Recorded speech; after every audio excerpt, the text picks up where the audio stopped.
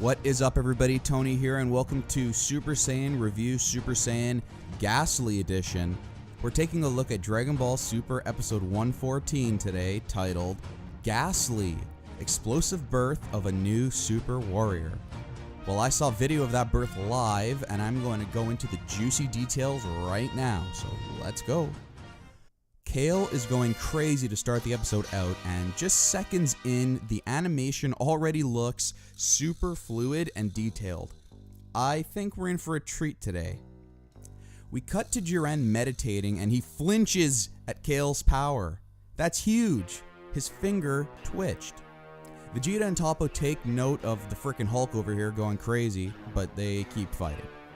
Caulifla goes to give Kale a high five for powering up, but it looks like Kale doesn't have much control of herself in this form, and starts to kinda squish her friend's hand.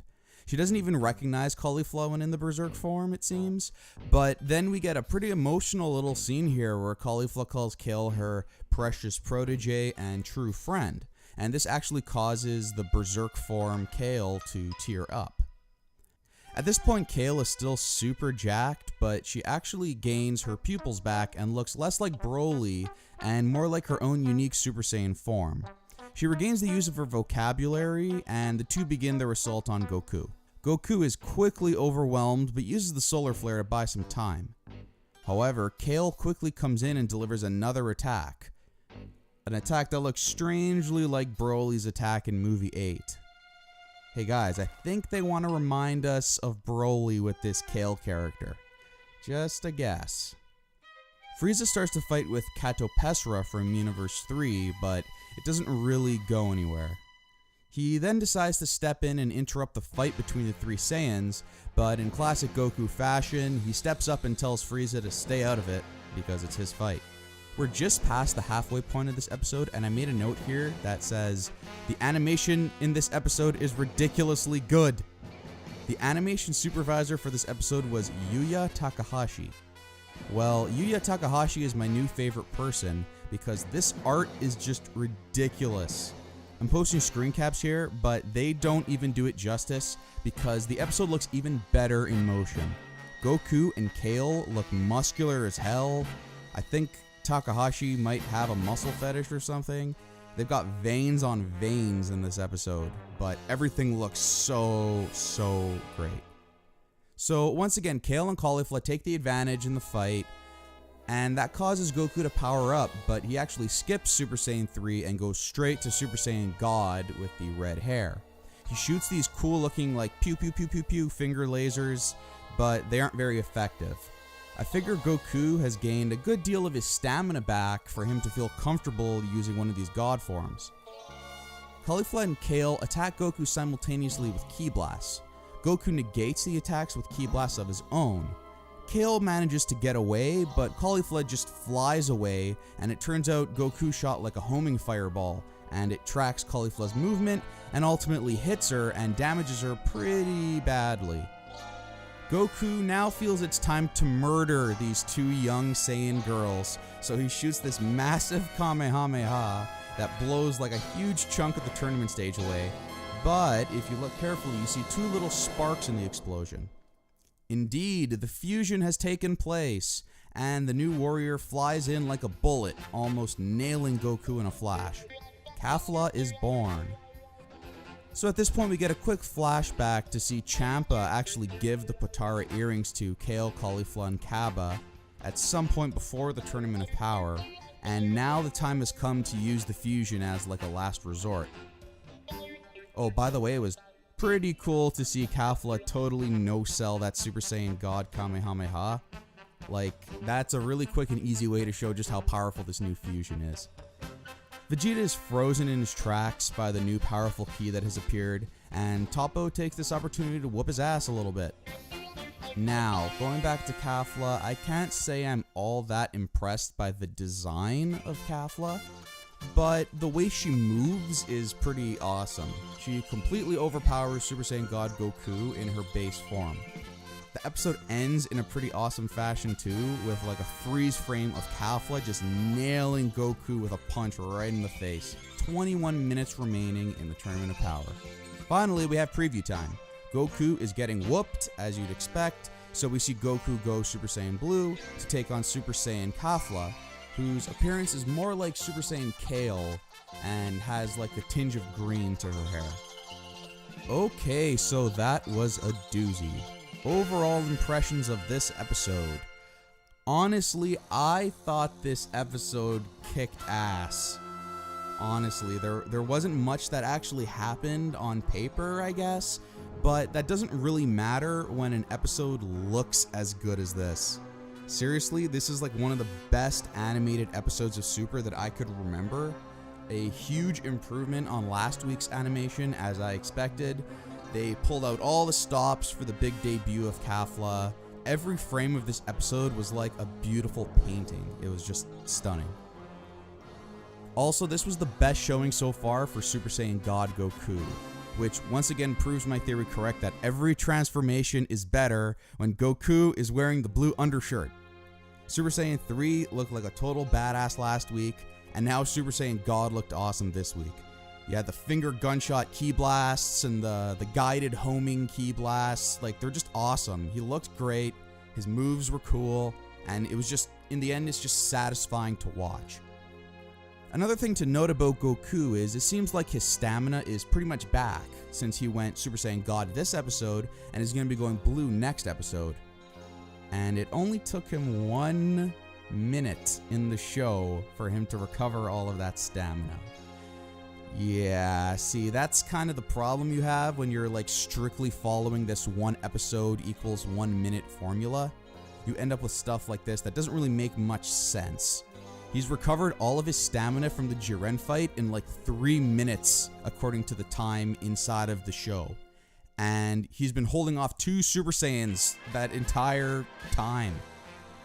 That is some insane stamina recovery.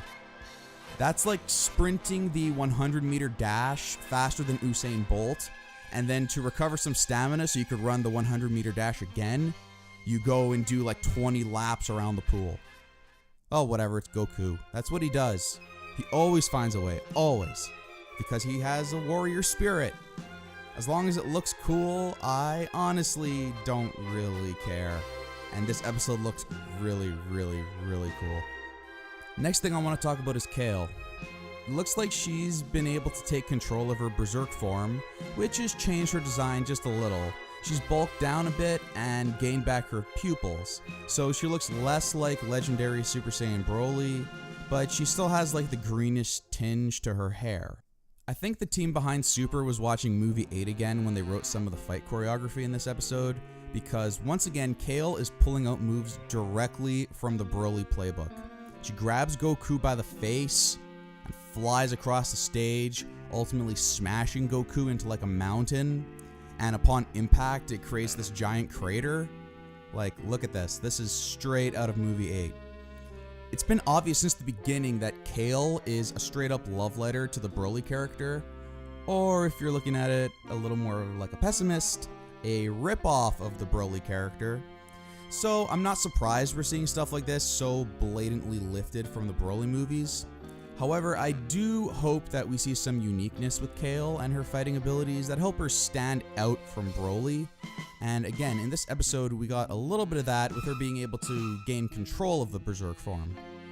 It's kind of funny because this scene here is pretty similar to this scene with Paragus in movie 8, except Caulifla says some kind words to Kale, which kind of calms her down and actually brings her to tears, and that allows her to gain control of her berserk form.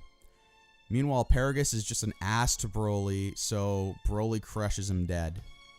2 different sides of the same coin here. Maybe if Paragus was just a little nicer to his son, Broly would have calmed down too. Oh well. Finally, let's talk about Kafla. She popped up towards the end of the episode, but I think she made a pretty big impression in her short time on the screen. She's super fast, and they added some awesome sound effects to really emphasize this speed. She totally dunks on Super Saiyan God Goku, and the episode ends with her just punching him in the damn face, which I thought was like a great little touch. And she's still in her base form. We all know how powerful a Potara fusion is, so it goes without saying that Kafla should completely crap on Goku no matter which form he's in.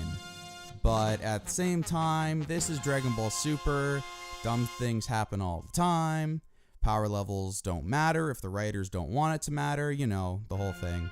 We see in the next episode preview that Goku goes blue and Kafla goes Super Saiyan, but given Kale and Caulifla's inexperience with fusion, I still personally predict that the fusion is going to end next episode and Goku is going to eliminate them both. And yes, that means the fusion will have lasted ultimately about 1 minute in the world of the show, but I'm telling you guys, it's a lot easier to just ignore that in-universe timer that's constantly ticking down because it just creates more problems and it's not worth stressing out about. I bet the production team doesn't even think about that crap. Speaking of the production team, there was an interview that took place recently that I'll be breaking down in a video hopefully in the next couple of days, and in that interview, the team mentioned that the Tournament of Power arc is going to last until March of 2018. In case it wasn't clear from the pace of this episode and the last couple of episodes, this is pretty much confirmation of the 1 minute equals 1 episode pace from here until the end of the tournament. 114 aired on November 5th. We have 21 minutes left in the tournament. 21 weeks from today is the first week of April. So I guess maybe we'll get like 1 or 2 episodes that actually take a couple of minutes. But at the very least, we have like 20 episodes to go with this arc.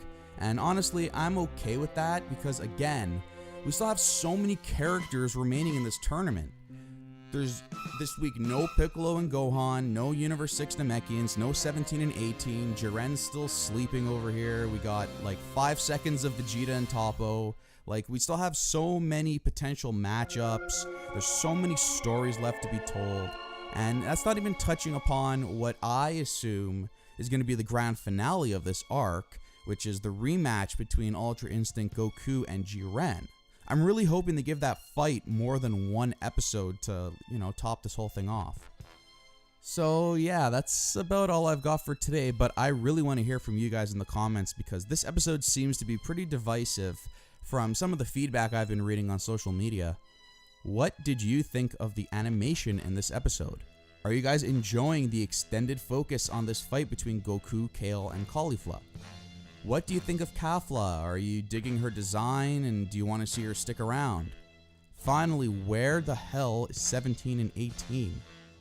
Let me know in the comments below, and if you like this video, please hit that subscribe button because I have a lot more Dragon Ball content on the way now that I've got all the moons in Super Mario Odyssey. Yay! I'm hoping to have those Tien, Yamcha, Nappa, and Ginyu comparison videos from Dragon Ball FighterZ up this week. And of course, I'll be back at this very same time next week to review episode 115 of Dragon Ball Super, Goku vs. Kafla, Super Saiyan Blue beaten? Thanks so much for watching everybody, and take care.